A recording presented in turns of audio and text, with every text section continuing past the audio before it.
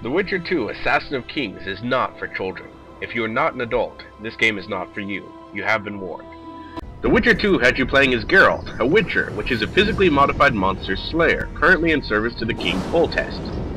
However, while Geralt is not terribly fond of politics, they will soon overwhelm him as he is forced to traverse the land in hunt of the Kingslayer, while trying to escape both previous allies and new foes. Should he fail, not only will he suffer a long and horrible death, but the whole realm will be thrown into a chaos from which it will never recover.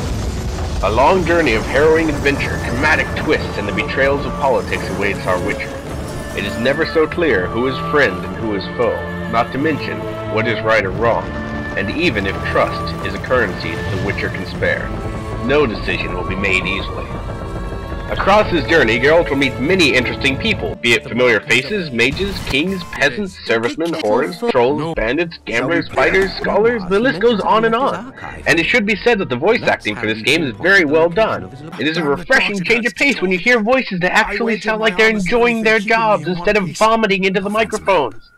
The dialogue is often witty, though the language is M-rated, with plenty of swears, as you would expect of the time period. That is not to say the game is without humor, though. There are plenty of laughs to be had on this adventure. He said we'd sooner cross the sea on the arses of 4 whores strapped together to make a raft. No RPG will be complete without tough story moments, and this game more than packs them. It leaves you in command of your fate and the fates of others as you must time and again make difficult decisions with far-reaching implications. Many games espouse choices that matter, but few pull them off like The Witcher 2. And it is not merely 1 or 2 decisions that may change the color of your bedsheet. You will be swarmed in a sea of decisions, with most of them being important. The life of a Witcher is not an easy one. The combat is different from The Witcher 1, but not in a bad way. You don't need to worry as much about split-second button presses in a specific order. It feels very fluid, and it is important when you block, when you dodge, whether you chain together hard or quick attacks, or whether you interweave them. You will also be able to utilize Witcher signs to perform feats of magical prowess and traps to hinder and harm foes. Geralt, being a professional after all, knows the value of being prepared for any situation, and has a host of various potions, weapon oils, and enhancements available to him. As you level, you will have 4 paths available to you to put your points into. You will start by focusing on your training, learning the basics of Witchering and giving yourself universally useful skills. After a few levels, you are able to expand into the other 3 trees of swordsmanship, alchemy, and magic. Would you like to wield swords with graceful fluidity, dispatching foes of both man and monster alike with a flourish of arms? Or are you a Witcher of wits and prefer to prepare potions for any situation you may run into? Whether you need buffs, bombs, healing, or even night vision. But there is also the path of magic, where you will enhance the strength of your Witcher signs. Charm foes, set them aflame, enhance your defenses, throw waves of force to scatter enemies and barricades, and even set magical traps to root and injure your enemies. The selection of weapons is quite varied too, for it is not merely swords you can wield, there are also axes, maces, shovels, even brooms, and spoons. Though it should be said, much of your time will be spent with swords, not to mention tools such as throwing daggers, bombs of various types, and many kinds of traps.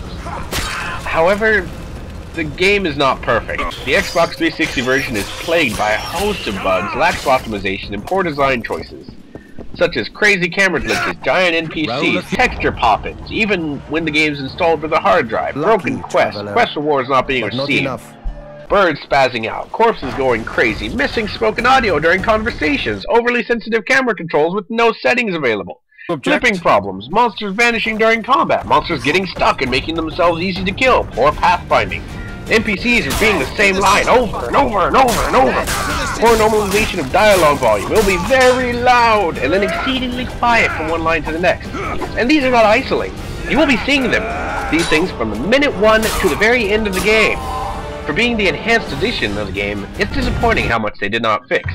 But I will say that these issues are not, for the most part, game-breaking. They're just incredibly annoying.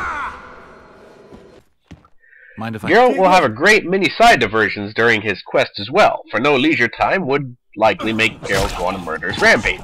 Visiting the local taverns, you can often find all the joys and vices that a person could ask for.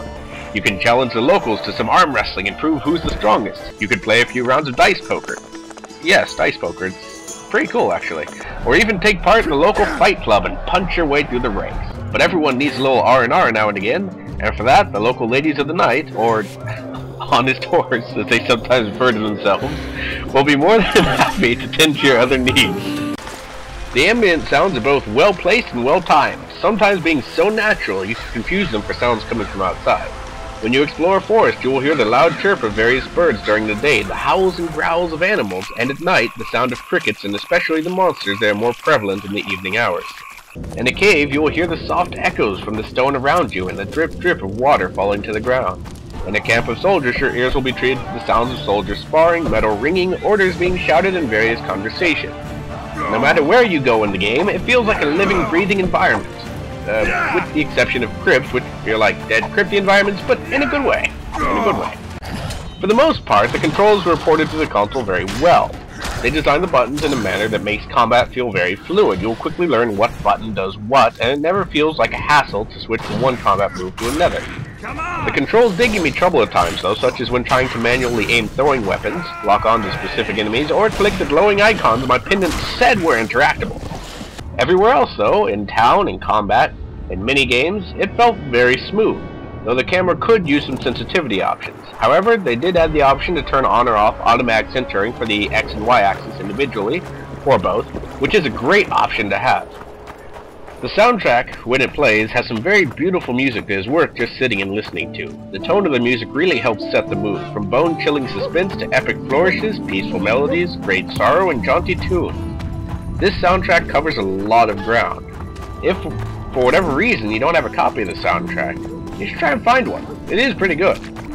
Still, The Witcher 2 is an amazing game that can take you upwards of 30 to 40 hours on your first playthrough alone. As always, your mileage may vary. This game brings us back to what RPGs used to be though, epic tales of strife and conflict. This is a game I would recommend to anyone who wants a serious RPG that also has levity, but is by adults and for adults. I would say look into the PC version though. I have not tried it, so I can't tell you if it's truly any better, but I really can't picture it being any worse than the 360 version. But if you cannot get your hands on the PC version, then definitely pick up the 360 version, because this is a game series you should not miss. Experiences like these do not come along every day. It is only a shame then that the wealth of bugs and poor optimization stopped this great game from becoming epic. The Witcher 2 Assassin of Kings Enhanced Edition for the Xbox 360 gets a good 8 out of 10. To paradise on whores' asses!